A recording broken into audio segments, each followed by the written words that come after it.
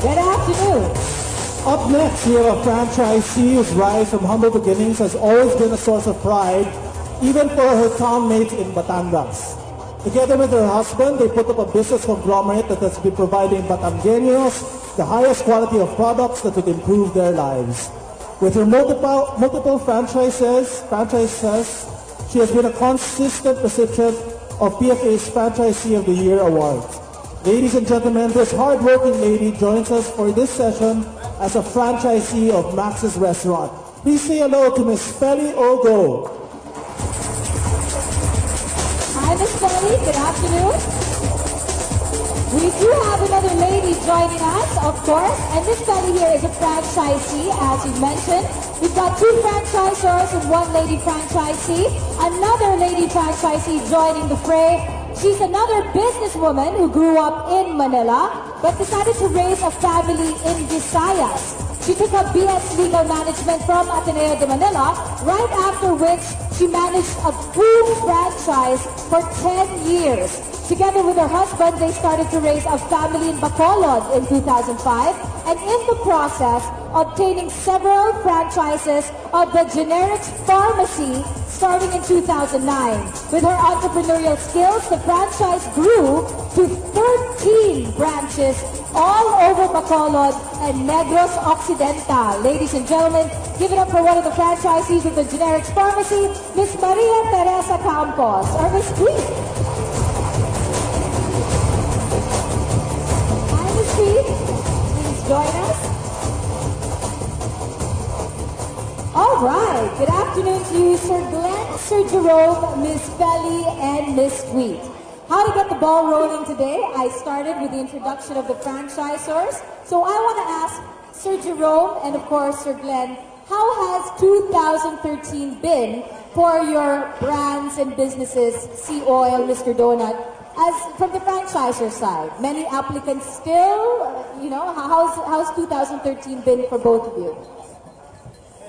Well, I think for both our companies and for the majority of franchisors here attending the conference, 2013 has been a very good year. Philippines has been growing, and they say it's consumer-driven, so normally these are the service-related businesses that benefit from this type of growth. So applications are definitely still coming in. Well, they've been on an all-time high, and I think this phenomenon will continue on as we see the economy of the Philippines grow. Let's hear from the ladies now, Gabby. I want to ask, of course, Miss Feli and Miss Tweet over here, the generics pharmacy and, of course, Max's Restaurant. What made you choose the franchise brands that you did? For me, we decided to get the generics pharmacy, mainly because we believe in the product. So when we live in Bacolod, so every time we go to Manila, we stay in Green Hills, and there's a generics pharmacy, a branch there. We used to really buy medicine for my husband, who takes maintenance medicine. And we would hoard before going to Bacolod until we realized we would look for it in Bacolod and we didn't have it. So that's how we ended up bringing the brand to Bacolod. I think that's one of the major trends or reasons why franchisees become franchisees, because you're a big believer or customer of that particular brand, right? Yes. And in your case, instead of buying medicine or hoarding, you just put one up. Yes. Okay. What about Miss Miss Feli? For me, I've been a customer of Max's when I was still young, and going out to eat in Max's is already a luxury during those times. So when they started to open the franchise, I immediately applied for it, and because I believe in the brand and the stability of the owners and the integrity of the stockholders. Wow, naging deep bigla eh. Because first I'm a consumer, I love what I eat or I buy their products, to integrity of brands. And what was the other one? And the stability of stockholder. Am I right? She just jumped right into it. I mean, I was trying to ease you in, but okay, here we go. Hi, have a question. Like, it's nice to know that because of your interest in Max, it made you happy, and that's how you got into the franchising business. But how about you, the franchisors? How do you keep these beautiful ladies, these franchisees, happy or engaged to keep doing business, like for Sea Oil or for Mr. Donald? Especially with a little particulars on her last two adjectives. Stability, integrity. Well, obviously, there has to be a commitment for the franchisor to continue to innovate and continue to develop the system and the products that the franchisees will be selling at their level. And communication is always key. So you have to keep lines of communication open so that there is that feedback that comes and the regular schedules for discussions and meetings so that there's that level of commitment for both the franchisee and the franchisor.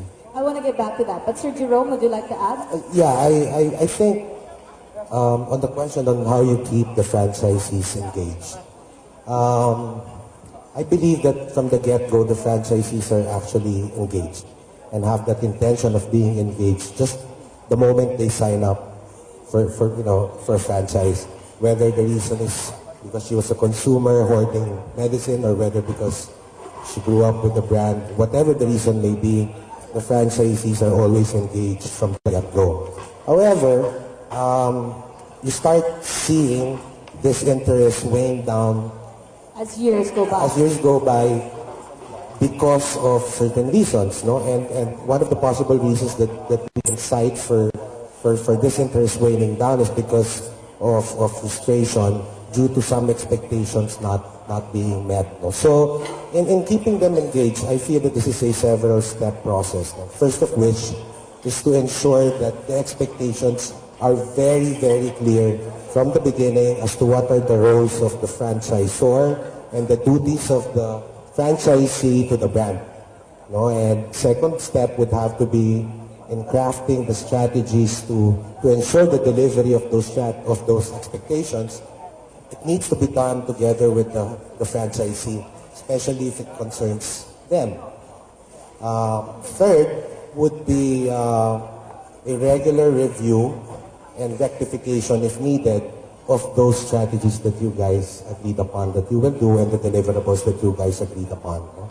And if the franchisee tend to accomplish them, then it's important that you also recognize and reward those accomplishments. Then it becomes a cycle. It's actually different stages for me hearing that then. First of all, with regards to expectations, all of which, by the way, all three stages that I'll be mentioning obviously have something to do with what I wanted to go back with what Mr. Glenn said, which is open communication. So first off, with expectations, I think it's right before you sign. Ladies, am I right here? Right before you sign on the dotted line, it's all stated. Am I right? Okay, wait. See? Supposed to be. From that side. You won't find it in the franchise. Yes, now. Find it in the franchise contract. This is something that you guys need to discuss and agree upon. Okay, but at least it's aired out, right? So before you sign. And then you said something within the next stage to deliver these expectations, meaning the execution. How are your communication lines open in this stage? Especially if you just signed in. Of course, the excitement factor will keep the franchisee masipag pa. But again, another stage would be 10 years later when they already have 5 franchises of this brand, which applies to both Ms. Tweet and Ms. Feli. Are you as engaged? Or do you just find yourself saying, I'm just doing the same thing over and over again? We find ourselves more engaged, or probably more engaged than we were at the beginning. So as years go by. Because you try to innovate, you try to make things better, you try to make in our case, you make the stores look better as you try to compete with the new competition around you. For me, when your single store is already successful and you want to expand your business. So, aside from